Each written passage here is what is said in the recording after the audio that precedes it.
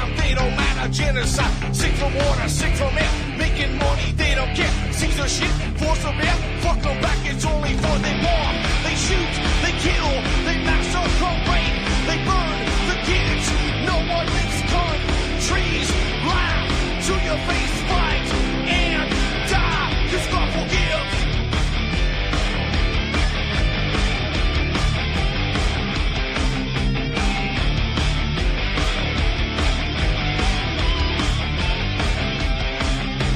Selling lies and buying time, killing people next in line. Lower classes, social side, they don't matter. Genocide, sick from water, sick from air. Making money, they don't care. See the shit, force a bear. Fuck them back, that's only fair. They bomb, they shoot, they kill, they massacre, rape. They burn the kids, no one leaves countries. Lie to your face, fight and die, 'cause God forgives. Yeah. Coming back around again.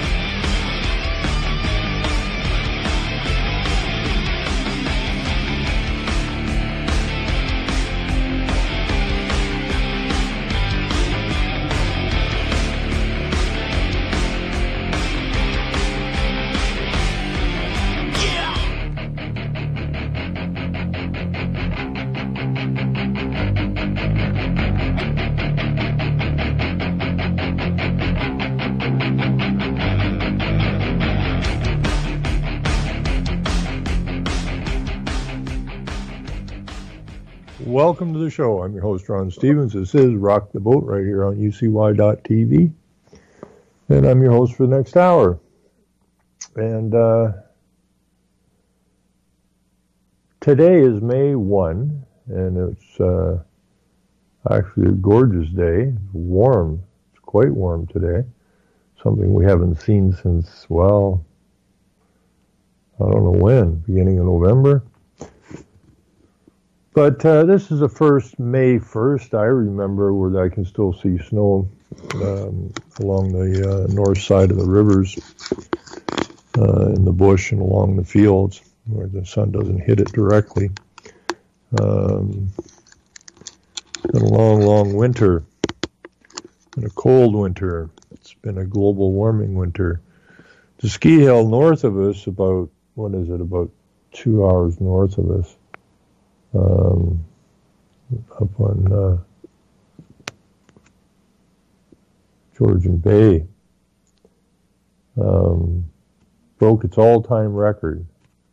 They were still skiing Sunday, and we're in southwestern Ontario, so we're not really what you call far north. So they broke their all-time length of season record. But then that's got to be part of global warming, right? Cold, miserable weather is part of global warming. Somehow, this is what they try to sell to the people. And unfortunately, when I talk to people, they go, oh yeah, it's global warming. Like, I'm not sure how many people left in my country that haven't had some sort of a lobotomy yet. I think a lot of these pharmaceuticals are feeding people, and the constant unrelenting propaganda is being shoved into their heads is making people extraordinarily stupid, which is unfortunate. If you're taking a drug you really don't need to take, don't take the damn drug. Just because the doctor says, oh, you have a little anxiety, here, have a anxiety drug. Don't take the damn prescription. Like, grow up. Your forefathers weren't lined up at the pharmacy looking for pills, but then they were strong of the spirit, mind, and spine, which the majority of the people now are not, and that's unfortunate. Anyways, we still have an immigration problem here. And, people wonder about what the hell's going on. What is all these migrants coming in here for? The immigrants. And none of them speak English. There are very, very damn few of them. And they just roll in, and they're set up in nice accommodation, and they get medical and dental, and which kind of throws me, because an awful lot of people in this country don't have dental. Either they're working at a low-end job or whatever, and or the company doesn't supply the dental. But if you're a migrant who comes across the border illegally, you immediately get all of the services, which kind of is ridiculous. But hey, what do you want? You know, we have signed agreements with the United Nations which obligates us to open our borders, which just means you're not a sovereign nation. If you're a sovereign nation, you would make the decisions on who's coming into your country, but because we're hooked up with these lunatics at the UN, and the international agreements and international law, which has been written without your okay, nobody asked you, they just go ahead and do it, and then what results here in this particular instance is open borders. And, you know, as long as we're attached to the UN, as long as we're a member state of the UN, we appear to be obligated to the agreements that we've signed on to. And so when people are bitching about the liberals opening the borders, make no mistake about it. You know, it wouldn't matter who's in power, be it the right or the left. Your borders are open. Simple as that. So, you know, people are going, they want to get Trudeau out because he's a leftist and so on and so forth. But it doesn't make any difference. So here's a ridiculous story, and then I'll go on to the next ridiculous story. Now, our federal immigration minister, now this country was founded by Europeans. Well, it wasn't founded by Europeans. It was founded by a company. But we'll just say it was the founding fathers of this country, or the early people who came here, were of European stock. And it's just of late that stock has changed to everybody but European stock. And so our, you know, when you think of the history of this so-called country being of European stock, it seems rather ridiculous to have a guy with a rag on his head who's in charge of the military. And we have a Ismaili Muslim who is the head of immigration. Seems kind of ridiculous, you know.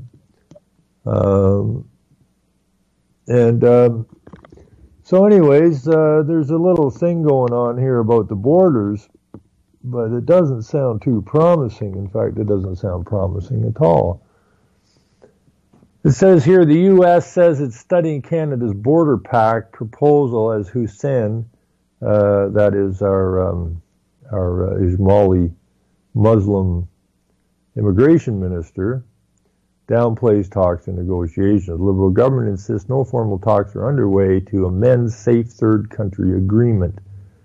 The U.S. Department of Homeland Security says it's reviewing a proposal to amend a border pact to manage asylum seekers, but Canada's immigration minister insists no formal talks on the topic are happening right now. The Department of Homeland Security is currently reviewing the proposal made by Canada to amend the Safe Third Country Agreement, but we have no decision to announce at this time, says U.S. government spokesperson in an email. The spokesman said Border Patrol agencies on both sides of the border collaborate on security efforts and that elements of U.S. government, including Department of Homeland Security and the State Department, are working closely with the Government of Canada to understand the evolving flow of northbound asylum seekers, including through joint CBP and CBSA analysis and collaboration by ICE and the State Department at U.S. embassies and consulates overseas. Immigration Minister Hussein insists that there are no formal negotiations underway, but noted that the Safe Third Country Agreement was implemented in 2004 and could be due for an update. It's 14 years old now, as with any other agreement, there's always room for improvement. There's always room for growth, he told reporters after a cabinet meeting in Ottawa. Those discussions are ongoing in terms of a formal negotiation process that is simply not there. Last year, Hussein rejected calls to suspend the agreement, saying there was no need to tinker with it. More than 200 academics wrote a letter calling on the government to suspend the STCA after U.S. President Donald Trump's immigration policies caused widespread uncertainty and drove many people without formal status in the U.S. to cross the border into Canada. Hussein called the bilateral pact to manage asylum seekers a great tool. It's been an amazing experience for Canada, a good agreement for Canada and the United States on the joint management of asylum seekers, he said. Public Manager Minister Ralph Goodale, who I believe is a Bilderberger, said the government is prepared to have a conversation about amending the agreement. This is very exploratory at the moment, scoping issues and potential solutions. He said it's very early days. But he also rejects the U.S. government's assertion that a proposal is on the table. No, there's no formal proposal at the moment. There is a conversation about how we make our border both ways strong, effective, and secure from the perspective of both countries, he told reporters. Asked about the conservative pitch to have the STCA apply to the entire border, Goodale said that's entirely impractical because it would push people to more remote and dangerous crossing points, which would undermine border security. It's not a wise proposition, he said. The STCA requires asylum seekers to make their claim in the first safe country they arrive in unless they qualify for an exception spelled out in the agreement. The agreement applies only to claimants trying to enter at official land border crossings by train or at airports, which is why some are making the trek into Canada outside official crossing points. Conservative immigration critic Michelle Rappel suggested that Prime Minister Trudeau is failing to manage the asylum situation in order to protect his political brand as leader who welcomes refugees. This is about Canadian sovereignty, it is about the integrity of our immigration system, and it's about compassion, she said. People should have a successful experience when they come to Canada, not have a direct line to a homeless shelter. Asked about the government's plan in the House of Commons, Trudeau said managing the issue is essential for fairness and to ensure continued public support for immigration. We are going to remain compassionate while ensuring our laws are enforced, he said. Well, first of all, the laws aren't being enforced. Secondly, they're not our laws, they're international laws. You would think that this newspaper, this news source, Canadian Communist Broadcasting Corporation, would have a duty to, fill in some of these blanks. But of course they don't, because they're part of the problem. We're going to be compassionate while ensuring our laws are enforced. All of our laws have been broken, you twit. Okay? Immigration, federal immigration, and then you have all of the cities, the major cities in the country, becoming sanctuary cities, which is housing illegals, which is against immigration law. So who's breaking the immigration law? Well, the federal government is, because they're turning a blind eye to all these sanctuary cities, and none of these cities have any authority whatsoever to be hiding illegals. But then again, when you go over to the United Nations, they are a big thing on sanctuary cities because that allows the flood of illegals to continue into the West. And that's what's going on here. So, and the sad part is that the conservative, immigration critic knows exactly what the hell's going on, knows the international agreements that were signed long, long time ago. I think the first one on this immigration was back in 1950-something. So they're long-term planners. The plan was to take down the West. It's what they're doing. They're using my immigrants to do it. And you have the right, or the conservatives, saying that this has to be fixed. Well, if you want to fix it, then out the ones that out the agreements. Let's talk about the UN agreements. Let's talk about Canada being a member state of the UN and therefore is obligated to the agreements. Let's talk about that instead of standing with the media and bitching and complaining about right, left, right, left. Let's get to the bones of the situation here, which is an international takedown, and the migrants are being used as the infantry to do so. Now, we got a picture here of a goofy-looking cop in a toque. He really looks stunned. Stop it, says the sign. It's illegal to cross the border here or any place other than a port of entry. You will be arrested and detained if you cross here. Fine with us. Because you're going to carry my luggage over to your SUV, and then you're going to take me somewhere, but you're never going to throw me out of the country. And they know it. So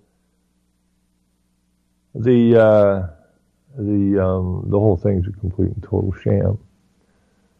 So you have the immigration minister who is an Ismaili Muslim,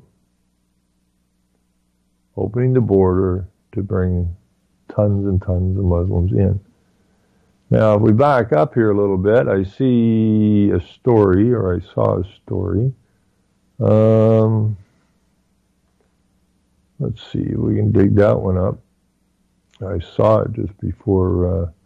Okay, Trudeau, which is the Prime Minister of Canada, Canada being a corporation, head of state being Queen, or the Crown. So that's who this is a company, and the Prime Minister is the CEO of the company, and the ministers are the board of directors, and they do what they're told to do. So Trudeau's to dine with the Aga Khan in Ottawa. Now, the Aga Khan is the head of the Ismaili Muslims. So we have an Ismaili Muslim who's the head of immigration. And that happened right after Trudeau came back from his Christmas vacation at the Aga Khan's island. He came back and got rid of the ex-TD banker who was a piss tank, sent him off to be whatever in China, and put in an Ismaili Muslim in charge of immigration. Let's see what's cooking here. We got a lot of comments on this one. I'll see what some of them say. Prime Minister Justin Trudeau will dine with the Aga Khan on Wednesday, part of the Spiritual Leaders Tour through Canada to mark his Diamond Jubilee. Prime Minister's office confirmed that Trudeau and the Aga Khan will share a meal at an event hosted by Governor-General Julie Payette at Rideau Hall, the official residence of the Governor-General. Canada and the Ismaili Imam have a long history of partnership with programs around the world that have a positive impact on people's lives. We have worked together on a number of development and humanitarian initiatives that target the world's poorest and most vulnerable, including women and girls, said a press release from Global Affairs Canada announcing the Aga Khan's visit. The Aga Khan will also travel to Vancouver and Calgary as he celebrates 60 years as the spiritual leader of the Ismaili Muslim faith. Now, he's going to Calgary in particular. He's not going to Edmonton in Alberta. He's going to Calgary because the mayor of Calgary, Naheed Nenshi, is a Ismaili Muslim. Oops. Anyway, he's known for his charitable work. The Aga Khan was at the center of a political headache for Trudeau last year when he revealed that the Prime Minister traveled to the Muslim leader's private island in the Bahamas for Christmas vacation. The former Ethics Commissioner, Mary Dawson, ultimately found the vacation breached 4 sections of the Conflict of Interest Act. She criticized Trudeau for failing to consider the potential ethical pitfalls of accepting a free vacation to the private island when the federal government has dealings with the Aga Khan's foundation. Now, why is the federal government having dealings with the Aga Khan's foundation? We'll get to that in a little bit. Trudeau defended the trip as a chance to spend time with an old friend. In her report, Dawson concluded that apart from the Aga Khan's attendance at the funeral of his father, Pierre Elliott Trudeau, in 2000, the younger Trudeau had no interactions with him between 1983 and the fall of 2013, a span of 30 years. Trudeau and his family stayed at the Aga Khan's home on Bell Island in the Bahamas from December 26, 2016 to January the 4th. Trudeau later publicly confirmed he was taken there by the Aga Khan's private helicopter. Now, let me see if I can dig this up. Now, this is a little bit of a problem because it's liberal stuff. Now, if we go and let me see, what am I going to look for here?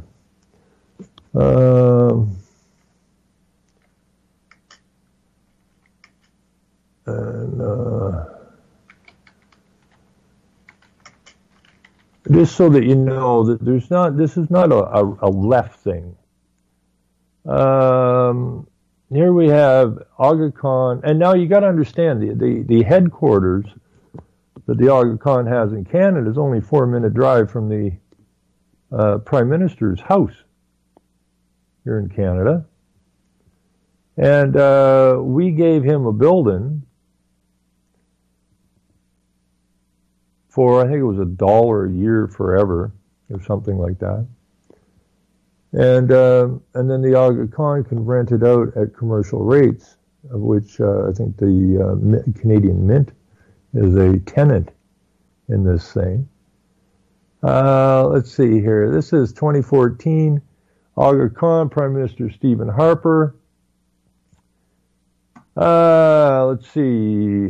Aga Khan Prime Minister Stephen Harper announced a $100 million joint aid venture. The Ismaili Muslim leader hails Canada as a wonderful partner in helping children, isolated people, and nations emerging from conflict.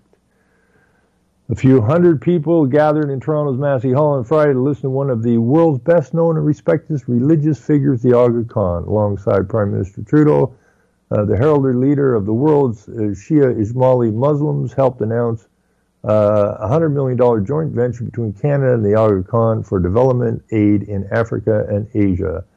It is a particularly happy day for me that we are extending this partnership, strengthening it, giving it new opportunities in areas of development need that are essential, young children, isolated peoples, post-conflict situations, he told the crowd, which included members of the Ismaili community as well as business, charitable, and government leaders. In Canada, we have a partner, a wonderful partner, who works with us not in the easy and comfortable parts of the world, but who works with us where there are challenges, where there are difficulties, where people fight, where people seek to develop just a simple life of survival, he said in his speech, frequently interrupted by applause.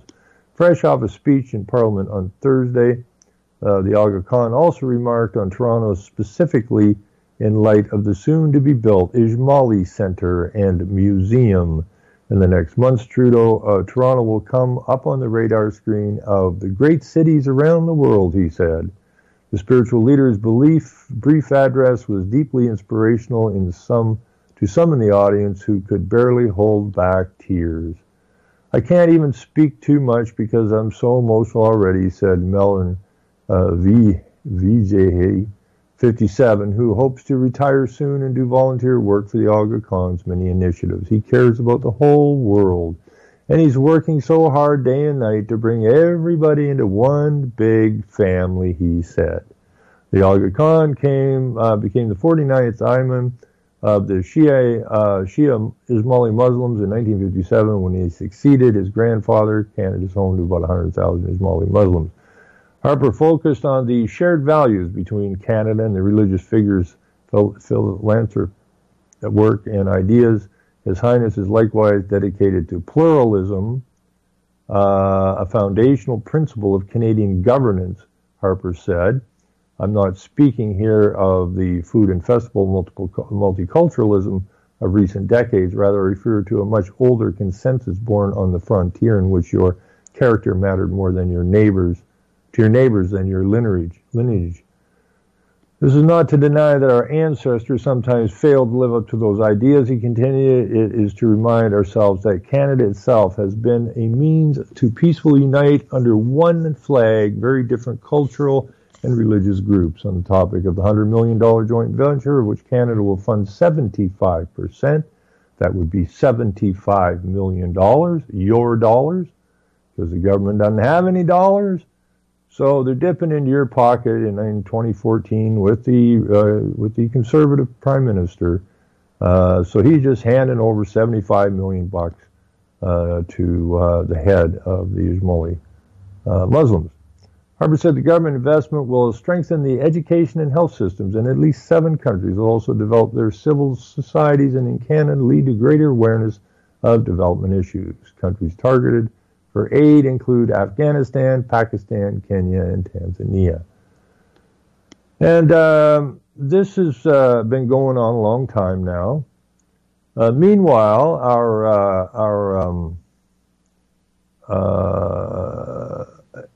I wish I could find that story. Let me back up and see if I can find it. It's really quite pathetic. Aga Khan Pluralism Canada. I think maybe we'll get there. Because there's a site.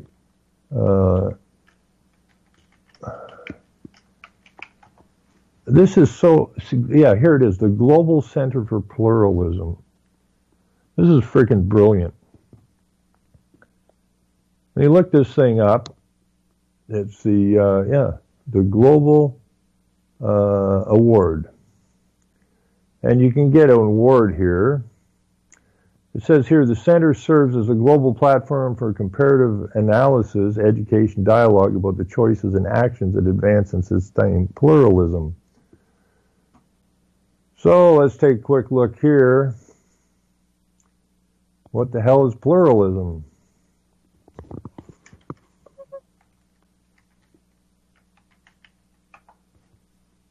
Let's see.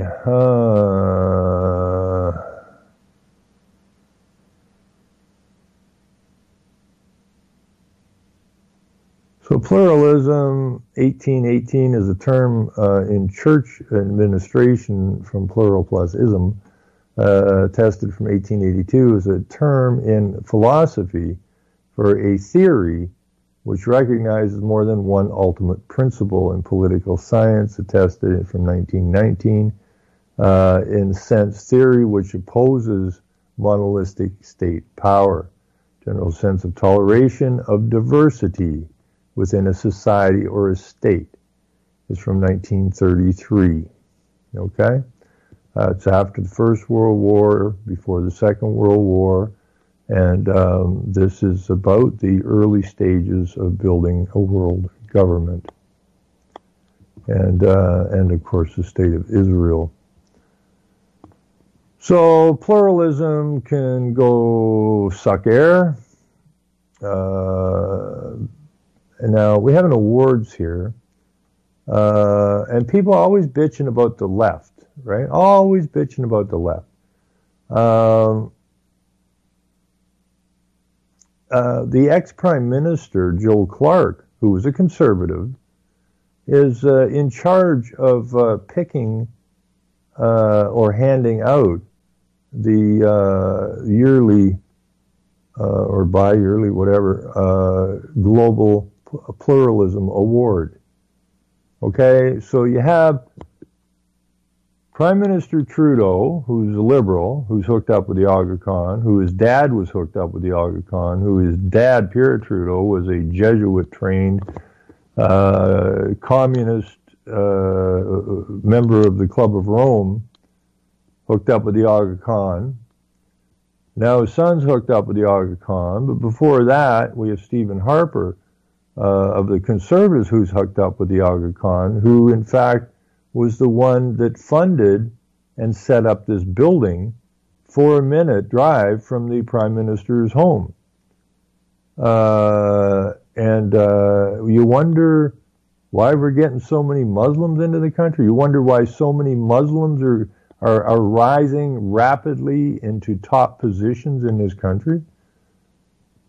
We've got a problem here. And the problem stems from the UN. I mean, you have the conservatives who are very Israeli-based, and Israel was part of the reason for the two world wars, to build the state of Israel. So this idea that the right and left are different, if you still are running around in 2018 believing that there's a difference between the right and the left, you best wake up. They're just the right boot and the left boot attached to the tyrannical global governmental body. And so anyways, who we are about the center's vision is a world where human differences are valued and diverse societies thrive. Founded in Ottawa by His Highness the Aga Khan in partnership with the Government of Canada, the Global Centre for Pluralism is an independent charitable organization inspired by Canada's experience as a diverse and inclusive country. How many times have we heard those words? How many frickin' times have we heard those words? Diverse and inclusive country. The center was created to advance positive responses to the challenge of living peacefully and productively together in diverse societies. Through research, education, and knowledge exchange, the center programs deepen understanding of the sources of inclusion and exclusion in Canada and around the world, chart pathways to pluralism in specific places and cases, catalyze knowledge exchange and learning about the policies and practices that support pluralism, build awareness of the benefits of inclusive societies. And it goes on, and let's see, the center was established with the contributions from both the Government of Canada and His Highness, the Aga Khan. Both founding partners have invested $35 million in the center to form an endowment fund and to revitalize the center's landmark headquarters in Ottawa. His Highness, the Aga Khan, the spiritual leader of the world's Ismaili Muslims, had long been interested in Canada's experience of pluralism. His close ties with Canada go back almost 4 decades to the time when many thousands of Asian refugees from Uganda, including many Ismailis, were welcomed into Canadian society. Although still a work in progress, respect for diversity is a defining characteristic of Canada and a core element of the country's identity. In his 2010 LaFontaine Baldwin lecture, His Highness said, "My interest in launching the Global Center for Pluralism reflected my sense that there was yet no institutions dedicated to the question of diversity in our world, and that Canada's national experience made it a natural home for this venture." In 2006, His Highness the Aga Khan and the Government of Canada formed a partnership to launch the Global Center for Pluralism. The center's first staff member, our inaugural Secretary John McNee, was appointed by the board in September 2011 at the center's initial work began. 330 Sussex Drive in Ottawa, which is 4 minutes from the Prime Minister's house, is a Canadian heritage landmark that first housed the Public Archives 1905 to 1967, and then the Canadian War Museum 1967 to 2005. The revitalization of the building to serve as the new international headquarters of the Global Center for Pluralism came to a conclusion in 2016. The center moved its operations to a new facility in January to officially open in May 2017. 330 Sussex Drive was built between 1904 and 1906 by the chief Dominion architect of the time, David Ewart, who other whose other notable Ottawa buildings include the Royal Canadian Mint, the Canadian Museum of Nature, the award-winning Canadian firm KPMB Architects have led the transformation of 330 Sussex Drive into the center's headquarters. Considerable investments have been made by His Highness Aga Khan to bring the building back to life with full respect for the important heritage. So this building apparently has a lot of heritage to it. The Canadian War Museum, that would be a museum of relics and that showing how we tried to protect Canada, and so on and so forth. It is now a building which is main job is to destroy the country through, of course, pluralism, inclusiveness, and diversity. So what do we got here? Board of Directors, we have, of course, His Highness, the Aga Khan, Princess Zahara Aga Khan, Kofi Annan, Ian T. Benson, one woman who's been a treasonous bitch since she got here and continues to be one, the Right Honorable Adrienne Clarkson, who was the Governor General and was also a national TV presence. And we have a bunch of other people here. I really do. I really do encourage people just to look up the Global Center for Pluralism. I think you will find some very interesting and unnerving stuff that is being pushed in your direction that's going to have a very ugly outcome in this country. Let's see what they think pluralism is here. What is pluralism? Defined simply, pluralism is an ethic of respect for diversity. There's that word again, diversity. Whereas diversity is a fact, pluralism is a choice. Pluralism results from the daily decisions taken by state institutions, by civil society actors and associations, and by individuals to recognize the value of human differences. Pluralist societies are not accidents of history. They require continuous investment and decision-making across many different sectors, economic, political, and social, although every society must define its own path. Comparative experience can be studied to better understand different possible outcomes. Okay, so what they're telling you here, okay, pluralist societies are not accidents of history. They're planned, okay? They're planned. And they require continuous investment and decision-making across many different sectors, economic, political, and social. So you're being hammered by the pluralistic propaganda in order to implement the plan, which is designed to destroy your nation through your politics, your economics, your media, your social, which is your schools, your churches, and any other social thing that's going on. This is what they do. Compromise is essential. In diverse societies, people with different identities and multiple viewpoints must find ways to live together. No, they don't. You live in your country, we'll live in our country. But this is being forced upon you. The work of pluralism is to find a balance between competing values and then to live with the results.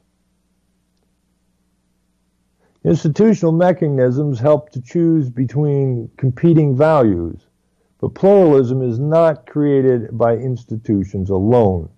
The content of those choices is important. Without the right software, the hardware, institutions of pluralism will not work. In other words, the hardware is the institutions, the software is the propaganda. Okay? They put their plan in place, then they go after your software, your brain, with their propaganda. And pretty soon, everybody's running around saying, we're an inclusive society, we're a diverse society, not having a bloody clue what they're even talking about. And that's dangerous. Recognition is the baseline. Belonging is the goal. Belonging is supported by decisions made in every domain of society, economic, political, social, about how to treat people who are different from ourselves. These decisions stem from empathy for other perspectives and experiences. Pluralism seeks to bridge rather than erase human differences, and in this way fosters belonging. So in other words, instead of integrating into the society that you move to, the society that you move to integrates to those who migrate here. And those who are migrating here, it's all about implementing Sharia law and the Islamic State. Plain and simple. It is not about diversity. It is not about inclusiveness. It is about a takeover. A very smartly designed takeover. And people are tripping over themselves to become part of the diversity and the inclusiveness, not having a clue. So here we have the Pluralism Award, recognizing those working to promote more diverse, inclusive societies around the world. And when we look at this, do you know a pluralism leader is the question. In 2017, the Global Center for Pluralism launched the new Global Pluralism Award. The award recognizes pluralism in action. It is presented once every 2 years to individuals, organizations, governments, and businesses of any nationality that are contributing to building societies where human diversity is respected and valued. Winners are selected by an independent international jury chaired by the Right Honorable Joe Clark, former Prime Minister of Canada. Each recipient is awarded a $50,000 Canadian award to further their work to support of pluralism. The Center also works with the winners on engagement and awareness-raising activities. Please visit the award website, awardpluralism.ca, for more information. Well, let's go over there and see what's cooking. This is not stuff that you see in the papers, right? You don't see this stuff. Okay, the nomination process for 2019 award is now closed. And let's see, the Global Pluralism recognizes pluralism in action, celebrates the extraordinary achievements of organizations, individuals, and governments who are lacking or taking the challenge of living peacefully and productively with diversity.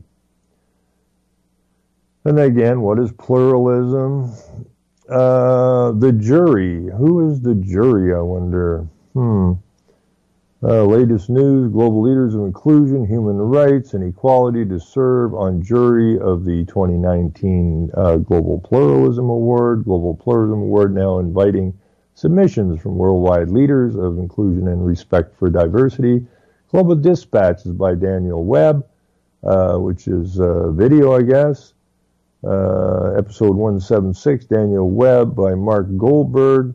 Since 2013, the government of Australia has enforced a policy of sending any refugee or migrant who arrives by boat to detention centers in New Guinea or the remote island of they do so without, so that's probably somebody's got a problem with that.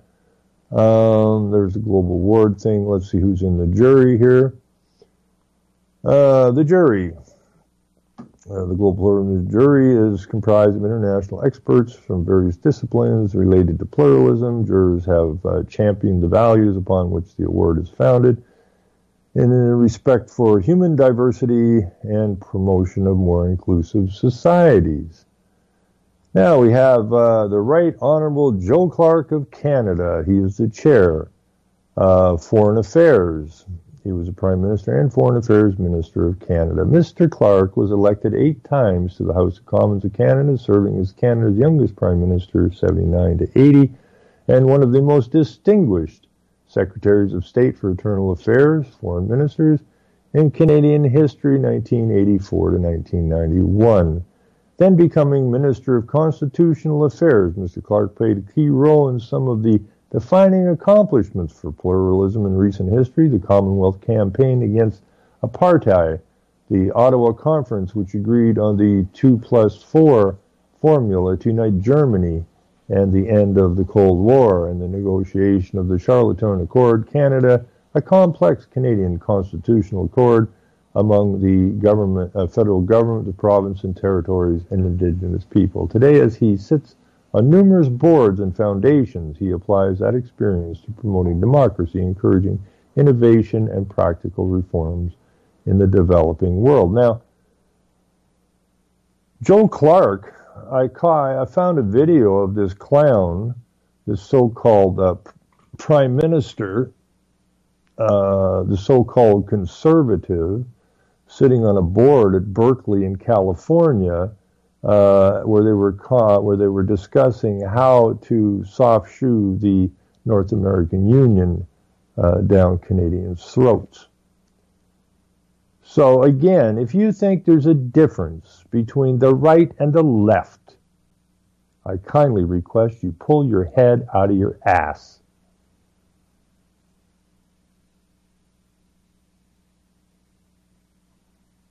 Because you gotta see what's going on. You gotta understand it. If you look up the word party in etymology, it says divide. And that's exactly what the party system is about. To divide the population of any nation, to keep them quarreling amongst themselves. Oh, you're a leftist. Oh, you're alt-right. While they march you off the cliff. So there is no right, there is no life, there is no left. Okay? There is evil. And these evil sons of bitches want complete and total control over all resources on the planet. Control over where and how you live, what you eat, and so on and so forth. This is the epitome of evil. But, hey, we still got the majority of the people going, well, you're a leftist. Yeah, well, you're a rightist. You're a white supremacist. You're a Nazi. Yeah, or you're a Marxist.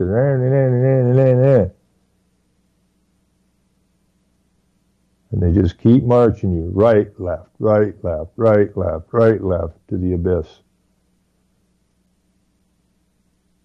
So you better grow up. You better see what's right in front of your frickin' eyes. And you better start dealing with it.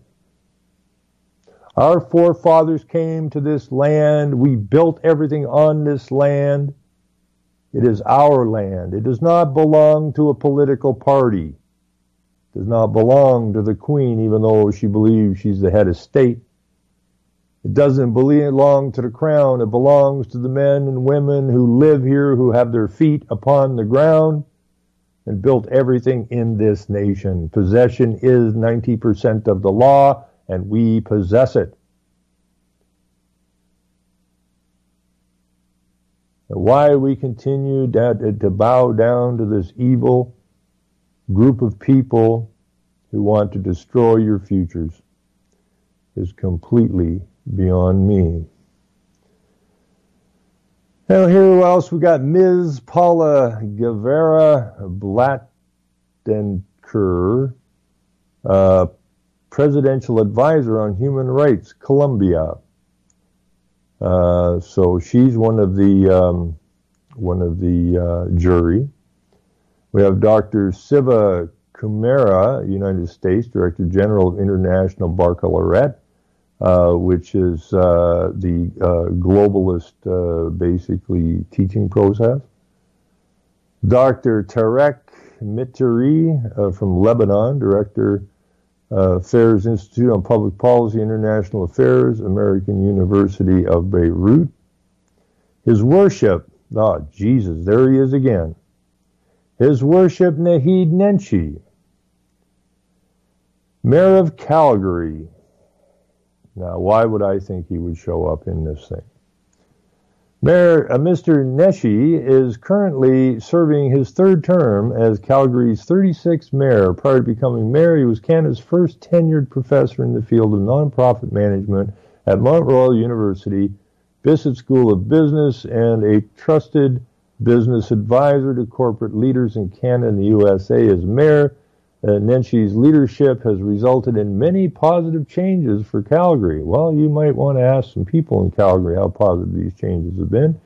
He has transformed the municipal government to enforce a culture of citizen-focused improvement and contributed building more inclusive communities with initiatives such as Enough for All, a program to reduce by half the number of Calgarians living in poverty by 2023. Trans Day of Visibility, a day to build awareness of the challenges faced by the transgendered communities in Calgary, and a refugee program that welcomes an average of 1,100 refugees per year to the city. You see the trouble we got going, people? Ms. Pascal Summerl from France, founder of Respicia and former head of sustainability at Vincity, France. These are the people who are on the board, or not the board, but the jury who are going to pick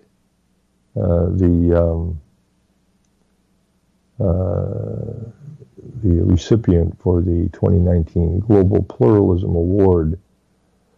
Here's a press release. What's this got to say? I mean, this is so pathetic. Nobody ever reads this stuff. You know, you look at what's in front of you, which is what's put in front of you, because you never look for anything. And I realize most people are busy as hell trying to keep a roof over their head or feed their family or whatever. But the fact is, you got to ask some questions and you got to do some homework instead of coming home, sit in front of the TV, set up a game with your family, ask a question so you can go find the right answer. Anyways, this is for me to release. This is, let's see, global leaders of inclusion, human rights, and equality to serve on the jury for the 29 Global Pluralism Award, Ottawa, April 12, 2018. And it's all wrote out here. Let's see. I am honored to chair a jury which so strongly believes in supporting the individuals and organizations promoting the benefits of diversity. Given the diverse times we are living in today, positive examples of pluralism offer hope and inspiration, said the Right Honorable Joe Clark, chair of the award jury.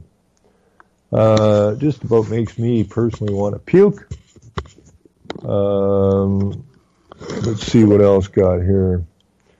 Oh, this is the jury layout nonsense. Let's see here. The top 50 diversity professionals in industry. Now, who the hell are these people?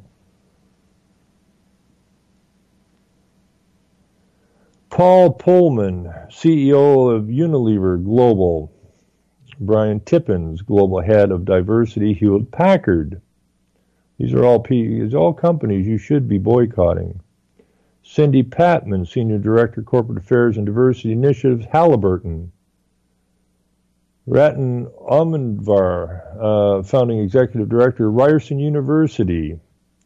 The Maytree Global Diversity Exchange. Now, Ryerson University, I actually, they had a radio station there that I believe is still shut down. It may be back up, but somebody was down in Toronto, a friend of mine, and had the station on and told me that he heard me on the radio station at Ryerson. And I go, what the hell are you talking about? And a gentleman from Ryerson had come up and taped a talk that I and other people had given and brought it back down to Ryerson and played it. And it was shortly thereafter that the radio station was shut down. Let's see, Shani Yi, CEO of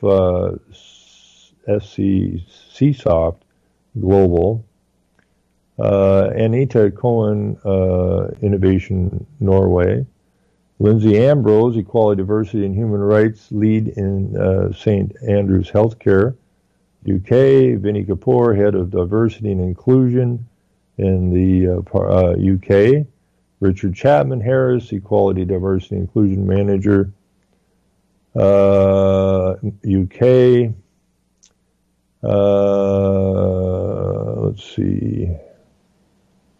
Yeah, I mean, you got people don't know any of this stuff, or very few people know any of this stuff. Mark McLean, Head of Global D&I, Barclays Bank, Global.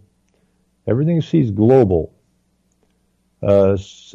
Shakir Yalsafasi, Vice President of Global Diversity, Chevron Corporation, Global.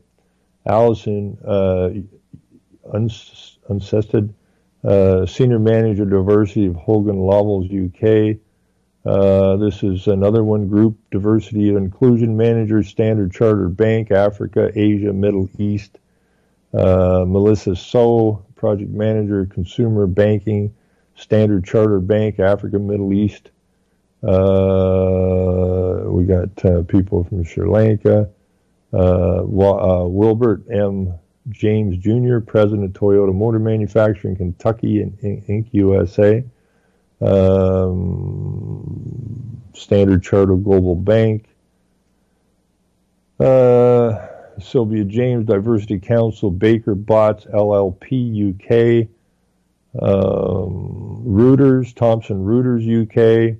Global Diversity and Inclusion Specialist in Young Leaders Program, UK, USA, Embassy. Executive Director, Andcombe Africa. The LGBT Consultant, Freelance Global. Director General, U.S. Foreign Service Global. This just goes on and on and on. Velma Grover, Adjunct McMaster University, Canada, is a part of this group. A bunch of lawyer groups. And I'm going to run out of time here right now. But for God's sakes, people, go and look up the Global Inclusive. Okay. 8 o'clock, we're out of time. Selling lies and buying time. Stop. People next in line. Take it, Lower please. classes, social slide. They don't matter. Genocide. Sick from water, sick from air. Making money, they don't care. Caesar shit, force of air. Fuck them back